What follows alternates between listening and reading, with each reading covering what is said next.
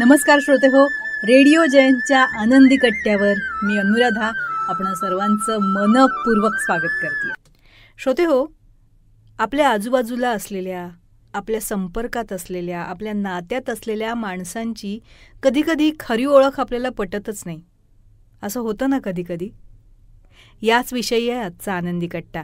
याविषयी एक अतिशय सुंदर पोस्ट वाचनात आली आणि तीच आज तुमच्याशी शेअर करते. ज्यांच्याबद्दल आपल्याला अतोनात विश्वास असतो ना, ती माणसं कधीकधी इतकी धक्कादायक वागतात की त्या धक्क्यानं आपण कोसळून जाऊ असं वाटायला लागतं. जवळच्या माणसांनी केलेले विश्वासघात फार जिव्हारी लागणारे असतात. त्यामुळे लौकिक अर्थानं आपलं फारसं नुकसान झालेलं नसलं तरी भावनिक पातळीवर कधीही न भरून निघणारी हानी झालेली असतेच. माणसांवरचा विश्वास उडायला लागतो. अशानं फार हट्ट करावासा वाटत नाही. कशासाठी आणि कोणासाठी? अर्थात या पासिंग फेजेस असतात, ते येतात आणि पुरेशी वेदना सोसून झाल्यानंतर जातात सुद्धा. आपण आपल्या मूळ स्वभावावर येतोच पुन्हा पुन्हा.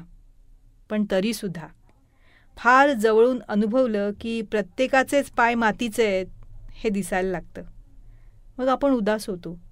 एवढ्याने भारावून जाण्याचा आपला स्वभाव असू नये आणि कोणालाही पराकोटीचा आदर्श मानून बसू नये. आता माणसं म्हटलं की वर्तमानात कमी जास्त गोष्टी व्हायच्यात, अगदी नैसर्गिक आहे ते. माणसातली ही नाती पूर्णतः निस्वार्थ कधीही नसतात आणि त्यात वावगंही खरं तर काही नाही, हे आपण लक्षात ठेवायला हवं आहे. म्हणजे अपेक्षाभंगाचं दुःख आपल्या वाट्याला येत नाही. प्रत्येक मानवी नात्यामध्ये अडचणी या येतातच, पण त्या सगळ्या अडचणींवर, कसोट्यांवर मात करून अखेरपर्यंत आपल्या सोबत उरतात ना, ती आपली खरी माणसं असतात. ज्यांचे हात उगीचच निसटले ते प्रवासापुरते, तात्पुरते सोबती होते इतकंच समजायचं आणि मग पुढे चालायचं. रस्त्यात सांडून गेलेले सगळेच मोती वेचून आणायचं त्राण खरं तर आपल्यात नसतं आणि प्रत्येक वेळी आपण तसा हट्टही करायचा नसतो. निमूटपणे विना तक्रार आपल्यासोबत चालत आलेल्या पावलांवर आपण भिस्त ठेवायची. ती आणि तेवढीच माणसं फक्त आपली समजायची. ऊस काढताना कोयत्यानं पाचट सोलून काढतात, तशी माणसांची निवड करत राहावी लागते. सरावाने मग ओरिजिनल माणसं ओळखू येतात आपल्याला. भले ती चुकत असतील लाखदा, पण आपला हात सोडून जाणार नाही आणि त्यांची आपल्यावर असलेली माया कदापि आटणार नाही अशी असतात.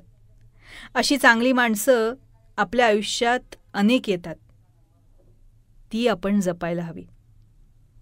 काही लोकांसाठी आपण केवळ सोय असतो. ते त्यांच्या सोयीनं आपल्याशी वागतात. गैरसोय वाटेल तेव्हा दूर जातात.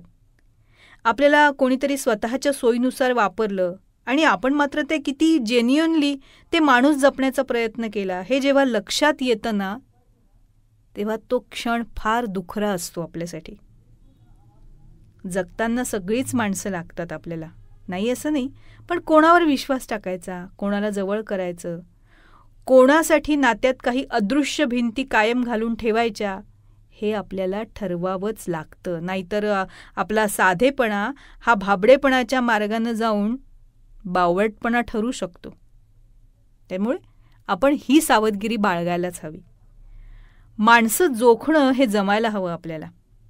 समोरच्या माणसाचं असत्य रूप आपल्याला माहिती असूनही आपण ते माहीत नसल्यासारखं दाखवणं आणि त्याच्या वागण्यातून दिसणारे विरोधाभास अनुभवणं ही गमतीदार गोष्ट असते. खोटं नाटं, उलटंपालटं बोलून वागून आपण समोरच्याला फसवू शकतो असं काही या लोकांना वाटतं. त्यांच्या या वर्तनातल्या विसंगती आपल्या लक्षात आलेल्या असतात. मग मात्र त्यांची कीव येते अक्षरशः. का वागत असतील ही माणसं अशी? स्वतःसह इतरांना का फसवत असतील? आता ज्यांच्याशी अगदी पटतच नाही त्यांच्यासोबत वाद घालून किंवा स्पष्टीकरणं देऊन आपण आपलं मानसिक स्वास्थ्य घालू नये हे मात्र नक्की. कटुता आणून खळखळ आवाज करत नाती संपवू नये. झाडावरून जितक्या सहजतेनं फूल निसटतं तितकी सहजता आपल्या आयुष्यात असावी. अगदी एखाद्या व्यक्तीच्या आयुष्यातून बाजूला होताना सुद्धा, हो ना? तेव्हा श्रोते हो, हा होता आनंदी कट्ट्यावरचा आजचा सुंदर विचार. तुम्हाला तो कसा वाटला याविषयीची तुमची कमेंट बॉक्समध्ये नक्की लिहा. आणि त्याचबरोबर रेडिओ जयंतचे दर्जेदार कार्यक्रम ऐकण्यासाठी रेडिओ जयंत लाईक करा, शेअर करा आणि सबस्क्राईब करा. रेडिओ जयंतचं सबस्क्रिप्शन फ्री आहे. आणि त्याचबरोबर नोटिफिकेशनसाठी बेल आयकॉनवर क्लिक करायला सुद्धा विसरू नका.